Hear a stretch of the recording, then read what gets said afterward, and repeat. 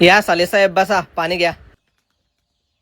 घरी बाई होती, चहा पाणी घेतला घरी. तुमचा फोन लावून पाहायला लागलाच नाही. म्हणलं आता वावरातच येऊन पाहू डायरेक्ट काय चालू आहे. बर बर, कुणीकडे काढा डावरा. हे प्रचार चालू झाले ना आता, बस त्याच्यातच आहे. हे पायगडा सचिन, तू माझ्यापेक्षा लय शिकेल सवरेली. पण मला तर एवढंच कळतं भाऊ, गेल्या वर्षी याच नोव्हेंबर महिन्यात अतिवृष्टीमुळे, चक्रीवादळामुळे आमच्या अर्ध्या गावाचे घर उडाले होते. कापसं भिजले रे, आणि आतापर्यंत आम्हाला राहिलं घर नाही.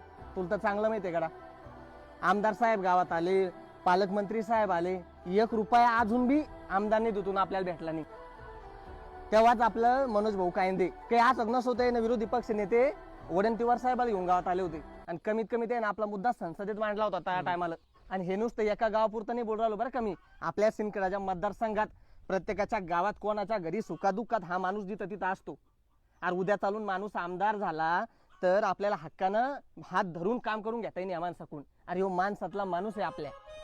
100% खरं आहे. मी तो खरं सांगतो गड्या, मी तर लय खुश झालो जेव्हा आपल्या मनोज नंदाताई देवानंद कायंदे यांना महायुतीवर राष्ट्रवादी काँग्रेस पक्षाकडून घड्याळ या चिन्हावर उमेदवारी मिळाली. ह्यावेळी नेता नव्हे तर मित्र मनोज कायंदे सर्वत्र.